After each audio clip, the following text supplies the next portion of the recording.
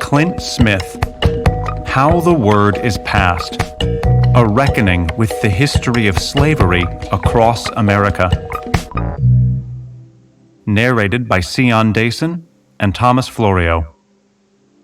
History isn't set in stone. It has a way of changing over time, of getting rewritten and distorted. Sometimes this distortion is accidental, and sometimes it's the result of a failure to reckon with the past. But the thing is, the past shapes how we live and think today. America's institution of enslavement has left a legacy of oppression, and the rift between truth and deception that pervades the country's collective memory is widely evident in current events. On one side, protesters are toppling Confederate statues. On the other, various state governments are pushing to ban even basic education about slavery. In these blinks, we'll visit 9 sites, beginning in the author's hometown of New Orleans, to explore how slavery is remembered and misremembered in the U.S. The portraits of these places and their people imagine how different the country might be if everyone fully understood and came to terms with this history.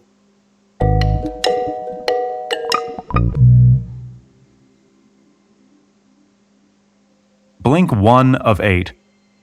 New Orleans. It's dusk, and New Orleans' French Quarter is vibrating. Notes from a brass band mingle with sounds of passers-by. Above the Mississippi River, the sky is huge. The river itself is still and amber-colored, full of sediment that's been transported across thousands of miles. A little over 200 years ago, when the transatlantic slave trade was outlawed, more than 100,000 people were transported south along the same route. Leon A. Waters, a local historian and revolutionary, gestures at a plaque outlining this history. Signs like this have begun to appear throughout New Orleans, which was once the largest slave market in America. Each details a certain place's link to enslavement, acknowledging a history that was previously ignored, that paved the way for continued oppression. For years, Black people in the U.S. have died because of this legacy of oppression.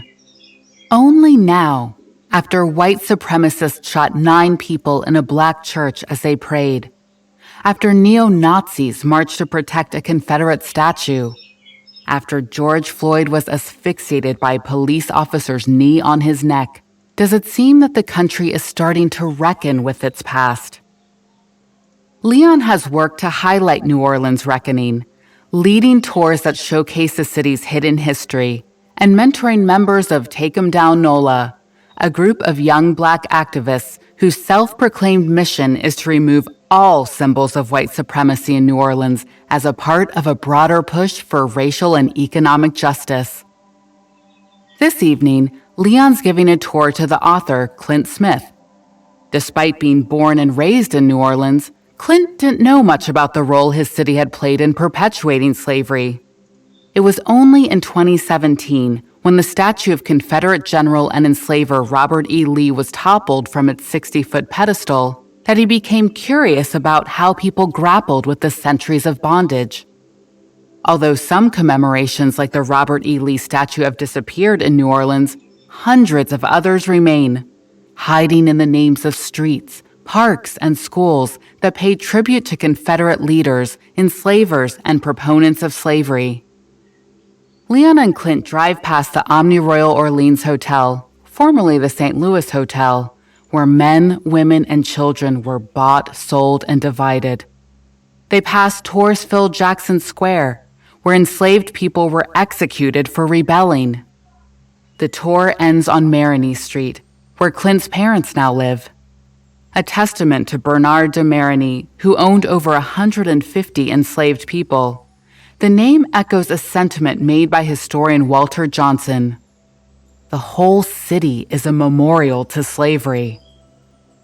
But New Orleans is just a microcosm of the country's legacy of white supremacy.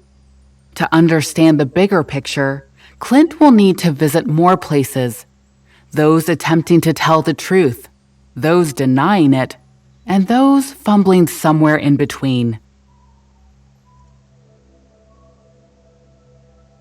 Blink 2 of 8. Monticello Plantation. As Clint walks toward the 11,000 square foot, 43-room mansion, the air glimmers with heat. Mulberry trees dot the landscape, providing respite from the glaring sun. He's taking a tour of Monticello, former home to Thomas Jefferson, and hundreds of enslaved people in its heyday. The tour group of almost exclusively white visitors, a jarring sight on a plantation that has had its ratios reversed, looks uneasy. Their guide, David Thorson, is explaining how slavery was a system of inequality and exclusion, justified even by those who knew it was wrong. Nearly 250 years ago, Jefferson drafted the Declaration of Independence. His records show he also sold, leased, and mortgaged enslaved people, which helped pay his debts. Forced labor built his lavish home, and it enabled him to maintain his preferred pastimes of reading, writing, and hosting guests. Jefferson had an insidious relationship with Sally Hemings, a black woman enslaved on his plantation for nearly 4 decades. Starting when he was in his mid-40s and she was just 16, the sexual abuse produced 6 children. Such exploitation was common in 18th century Virginia, where black women had no recourse against their white male enslavers. It certainly didn't stop Jefferson from being reelected as president. Jefferson was aware that slavery debased the humanity of those who supported and perpetuated it.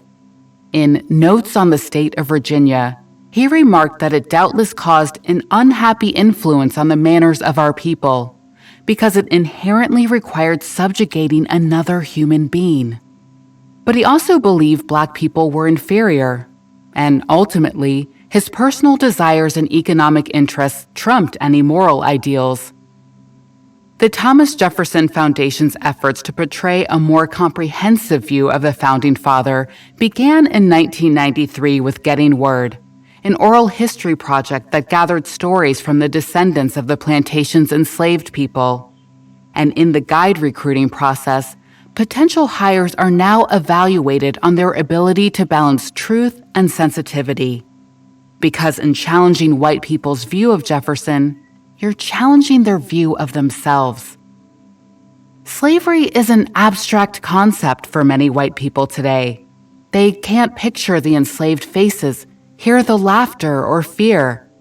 So David recounts the games that children at Monticello played on Sunday afternoons.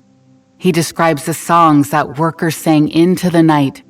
He underscores the humanity of the enslaved people and talks about their desire to live a full life in the face of overwhelming oppression. 2 women, self-proclaimed Republicans, are having a moment of personal reckoning. You grow up and he's a great man and he did all this, they gesticulate. But this really took the shine off the guy. There's a difference between history and nostalgia, David later muses. History is the story of the past. It pieces together all the available facts, while nostalgia is a made-up fantasy. Memory floats in the middle, a mixture of fact and emotion. The rhetoric said, "Make America great again." But according to history, great never existed. Blink 3 of 8. The Whitney Plantation. Clint is facing a gruesome scene.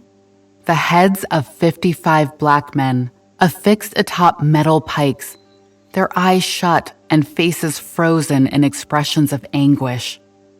The ceramic statues glint in the light. An exhibit at the Whitney Plantation in Wallace, Louisiana, they depict the aftermath of the largest slave rebellion in U.S. history. In January 1811, hundreds of enslaved people marched along the winding river road toward New Orleans. They attacked several plantations with scavenged weapons and killed 2 white men.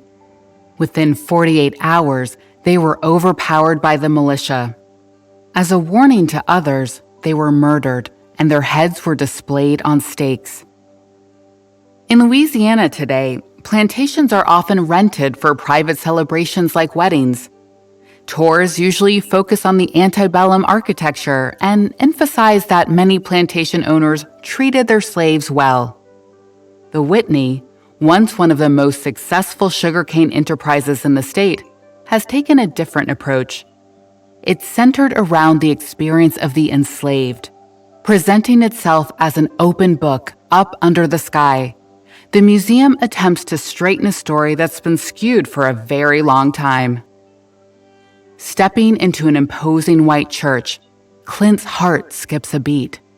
Dozens of life-size, intricately detailed clay sculptures of children fill the pews.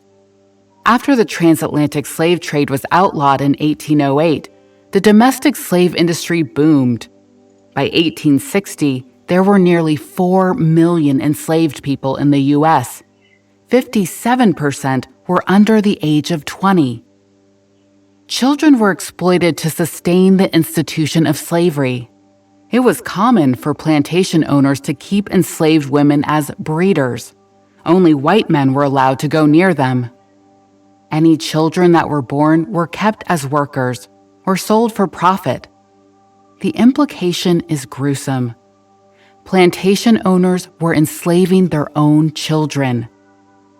Even in death, the bodies of enslaved people weren't at peace. In her book, The Price for Their Pound of Flesh, Dinah Rama Berry reveals how top medical schools like Harvard and the University of Pennsylvania use the cadavers of enslaved people as research and educational tools. And now, 150 years after emancipation, descendants of these enslaved workers are still suffering from poverty and environmental devastation. Many live in the areas surrounding the Whitney, which have been populated by petrochemical plants, resulting in some of the highest cancer risks in the country. In spite of the continued oppression, Yvonne Holden, the Whitney's director of operations, makes sure to include a narrative of accomplishment. Enslaved people endured the unthinkable, but they also left an incredible legacy. They built the foundation of the U.S. economy, contributed to the culture that all Americans enjoy today, and greatly advanced the field of medicine. Yvonne wants visitors to see enslaved people as resilient, determined, strong human beings because, as a Black woman, she knows the unique challenges today's society poses. It's stemming from this history, she remarks. So, if I can't get you to see them, you can't see the person standing in front of you. Blink 4 of 8. Angola Prison. As a kid, Clint traveled on the I-10 west from New Orleans many times for family visits, Boy Scout camps, and soccer tournaments. But this time, the bus takes an unfamiliar exit. It slowly merges onto Highway 66 and heads toward Louisiana State Penitentiary, known as Angola, a prison built on a former cotton plantation belonging to Isaac Franklin, who ran one of the country's biggest slave trading firms. Clint is sitting next to Norris Henderson, a former inmate who spent 27 years in Angola for a crime he didn't commit. Since his release, Norris has worked toward criminal justice reform. He recently placed a successful ballot measure that ended Louisiana's practice of non-unanimous jury decisions. Until then, a person could be convicted of a felony with only 9 out of 12 jurors in agreement. The subversive policy was rooted in post-Reconstruction white supremacy. Set up in 1880 to replace the enslaved labor force lost through abolition, it ensured that more convictions would be made. These imprisoned Black men were then forced into the convict leasing system, in which they were rented out to work on plantations and build railroads under horrible conditions. Norris reveals he spent the first 6 months working to pay off his prison clothes at Angola. He then earned 7 cents an hour picking cotton. In their prison journal, The Angolite, convicts have described themselves as modern-day slaves for the state. Entering the prison museum, Clint stops still in his tracks. A giant photo looms above him. It depicts a white correctional officer leading a group of black men to the fields. But this isn't the past. This is now. The unsettling image ushers visitors into the gift shop, full of memorabilia embellished with the prison's name. A white mug sports an image of a guard in a watchtower encompassed by a fence. Angola, it reads, a gated community. Is this some kind of sick joke? Who sees the biggest maximum security prison in the U.S. as a tourist attraction? Angola is the only prison that allows people to tour death row. As Clint's group walks around the unit, visitors can see the prisoners, and vice versa. The invasion of privacy makes him feel complicit. Angola Museum purportedly serves to establish and preserve Angola's past and to educate all who visit about the role the sprawling prison farm has played in our state's history. But Clint's tour guide doesn't mention that the prison lies on land that once enslaved people. He doesn't draw any parallels between chattel slavery and the convict leasing system, or the fact that 71% of people at Angola are serving life sentences and 3/4 of the inmates are black. Instead, when Clint prompts him to talk about the prison's plantation past, the guide is dismissive. I can't change what happened here. Clint thinks of politicians who deflect the blame by saying things like, "Why are we still talking about slavery? People need to get over it." He thinks of how enslavement is made out to be something that happened eons ago, when it was just a few generations back. As the bus rumbles away from the prison, Clint watches a group of men working in a field, raising and lowering their garden hose. He's in a time warp, one that doesn't need a metaphor.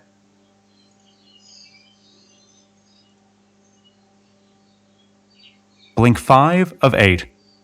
Blandford Cemetery. The smell of freshly cut grass infuses the air. Clint watches as black men push lawnmowers around gravestones bedecked with Confederate flags. He's standing in Blandford Cemetery in Petersburg, Virginia, where the bodies of close to 30,000 soldiers lie. During the Civil War, Confederate soldiers who died in battle were often buried where they fell. The South didn't have the means to transport them to cemeteries. In 1866, a year after the war ended, a group of women in Petersburg wanted to rectify this. They formed the Ladies' Memorial Association and began exhuming remains and reburying them at Blandford Cemetery. Eventually, the ladies turned the cemetery's old church into a memorial with stained glass windows honoring the fallen from each Confederate state. In a cruel twist, the Battle of the Crater took place just feet from where these windows memorialize an army built to perpetuate the institution of slavery. During the infamous battle, white soldiers under Robert E. Lee's command were so enraged by the sight of a black Union division that they callously executed 200 soldiers who were trying to surrender. When Clint asks how Blandford grapples with presenting such symbols of commemoration without mentioning the Confederate cause, the docent's response is cavalier. We try and fall back on the beauty of the windows. It's not just the windows that celebrate a barbaric history. A report from the Southern Poverty Law Center revealed that, as of 2019, there were about 2,000 Confederate monuments across the U.S. Over 150 years after the Civil War, they're being preserved by American taxpayer money, $40 million from 2008 to 2018. The Lost Cause, a movement that gained popularity among defeated Southern states in the late 19th century, is responsible for these monuments and for justifying Jim Crow laws. The movement asserted that the Confederacy was based on heritage and honor, slavery was benign, and the Civil War wasn't about slavery. But the Confederate declarations of secession themselves show this is a blatant lie. Louisiana laid it out explicitly. The people of the slave-holding states are bound together by the same necessity and determination to preserve African slavery. The Sons of Confederate Veterans, founded in 1896 to preserve the history and legacy of these heroes so future generations can understand the motives that animated the Southern cause, have been central to the effort to rewrite U.S. history, even going so far as to propagate the myth that Black soldiers fought for the Confederacy. At a Memorial Day event held by the Sons of Confederate Veterans, whose membership is now 30,000 strong, Clint listens as their commander-in-chief shares an account of the first Memorial Day. "I don't know if it's true or not, but I like it," he begins. On April 25, 1866, he claims, Confederate women decorated the graves of both Union and Confederate soldiers, forever honoring our country's heroes. This is indeed another falsehood. The first Memorial Day ceremony was held in May 1865, when Black workmen freed formerly enslaved people, buried and paid tribute to Union soldiers in Charleston, South Carolina. But to the people at Blandford, the truth seems less important than upholding the lies of their ancestors. Blink 6 of 8. Galveston Island. June 19, 1865. Union General Gordon Granger is standing on the balcony of Ashton Villa in Galveston, Texas. In his hand, he holds an order and declares, "The people of Texas are informed that, in accordance with the proclamation from the Executive of the United States, all slaves are free." Or so the story goes. While there's no evidence to support that the event unfolded exactly like this, the myth has become tradition. Each year, the scene is reenacted as part of the Juneteenth celebrations in Galveston, a small island off mainland Texas. Clint watches people in the audience reacting to the words. Some are shaking. Some close their eyes and smile. Some embrace. History is alive in the room. On April 9, 1865, Robert E. Lee surrendered in Appomattox County, Virginia. The Confederacy had lost the war. But many enslavers failed to pass on the news to their enslaved workers. It was more than 2 months later, and a full 2 years after Lincoln signed the Emancipation Proclamation, that Granger arrived in Galveston and issued General Order No. 3. Even then, many in remote parts of the state didn't hear about the order for weeks or months, sometimes years.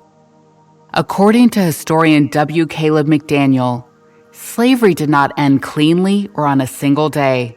It ended through a violent, uneven process. And when freedom did finally arrive, formerly enslaved people weren't provided any resources to become socially or economically mobile. Despite their significant role in building the country's wealth, Black Americans own less than 4% of it today.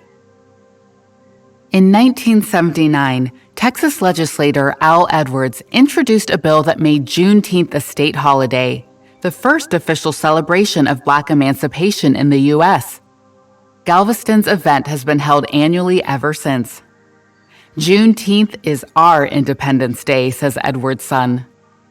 Clint thinks of Frederick Douglass's famous speech in which he declared, "The rich inheritance of justice, liberty, prosperity, and independence bequeathed by your fathers is shared by you, not by me. This 4th of July is yours, not mine." Clint listens as local students from the Neocultural Center's Freedom School deliver a chronology of the history of enslavement. The school's director, Sue Johnson, later tells him that by providing youth with the tools to understand their past, she's providing them with the tools to understand themselves, which influences how they navigate the world. Local politicians, event organizers, and community leaders proceed to take the stage. They speak about the day's importance and what it personally means to them. Grant Mitchell, a white man whose family has sponsored the event for many years, speaks about the persistent need for reckoning. This is not just a celebration. The path towards justice is long and uncertain. Today is also a day of reflection, to ask ourselves, where are we on that path? Blink 7 of 8. New York City. The wind whips around Clint as he walks from the station to the National Museum of the American Indian. A small group is already gathering around their guide, Damaris Obi, for a walking tour on slavery and the Underground Railroad in New York City.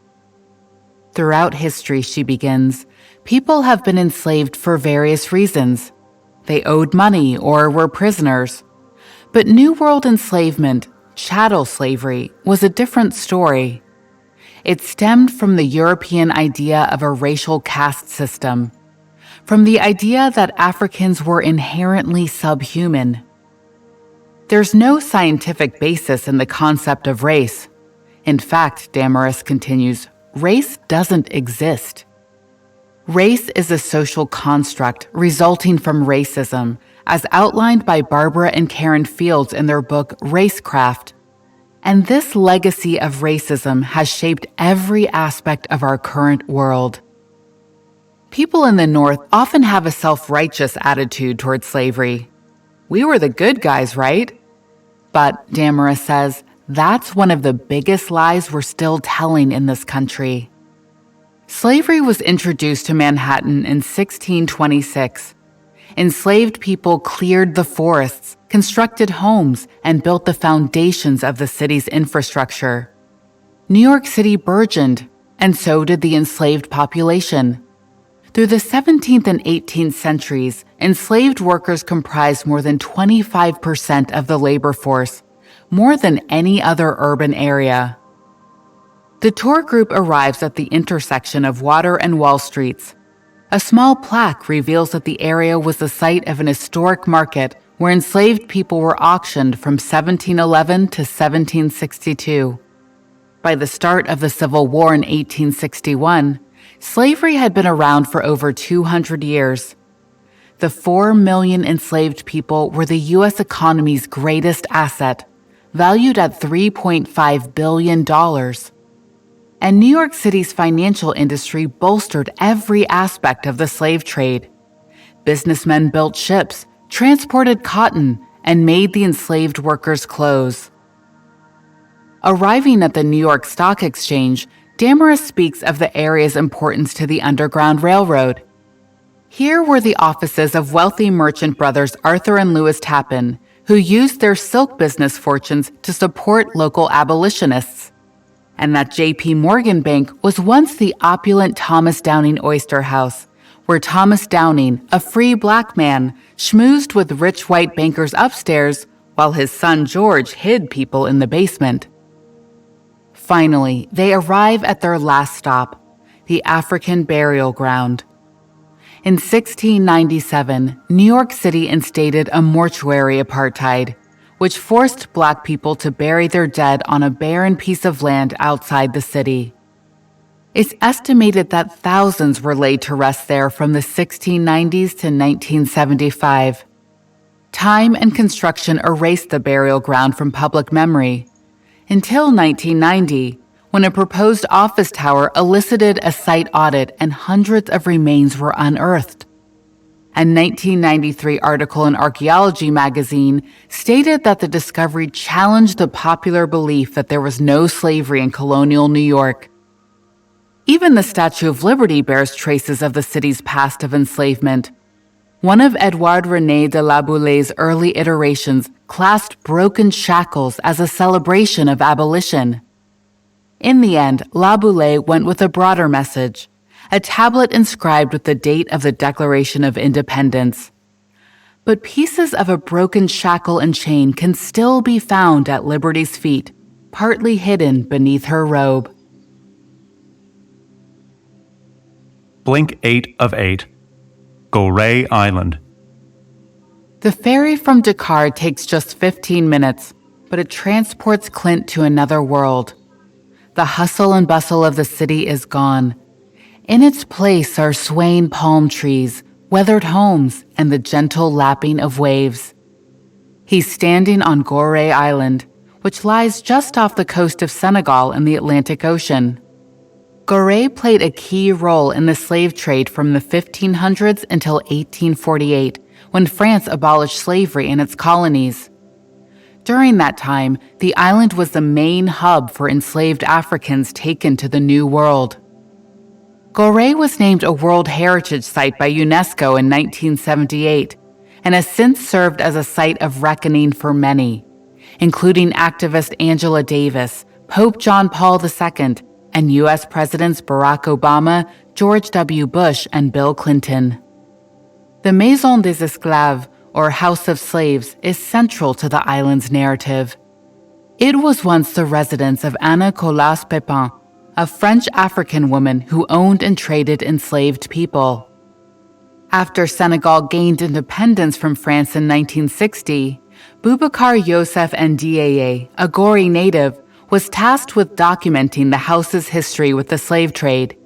He conceived the idea of the door of no return, through which millions of Africans were herded onto ships that would deliver them into bondage. The House of Slaves curator, Eloi Colli, notes that as slavery advanced the U.S. economy, Europeans sought to justify it. How did they rip people from their homes and families and ship them across the sea to a life of servitude? By dehumanizing them and viewing them as merchandise. Eloi wants to counter the detrimental effect this ideology has on the human psyche. His mission is to help the world reckon with slavery's history, but also to ensure history emphasized who Black people were before enslavement and who they are despite it. Africans have to know that the starting point was Africa. As Clint later finds out, even the most admirable accounts of history can be tarnished by exaggeration. Scholars estimate that 33,000 enslaved people passed through Goray, a huge number, but not the alleged millions. And the door of no return likely never really led to ships. It was probably used to throw waste into the ocean. He mentions the numbers to Eloi, who tells Clint, "The number of slaves is not important when you talk about memory. One slave is too much." Clint stands in front of the door of no return and looks out at the ocean. The door is flanked by two tiny, dark rooms where enslaved people were held before their tortuous journey. He wonders whether the exact number held in them really matters. Can a place that misstates a certain set of facts still be a site of memory for a larger truth?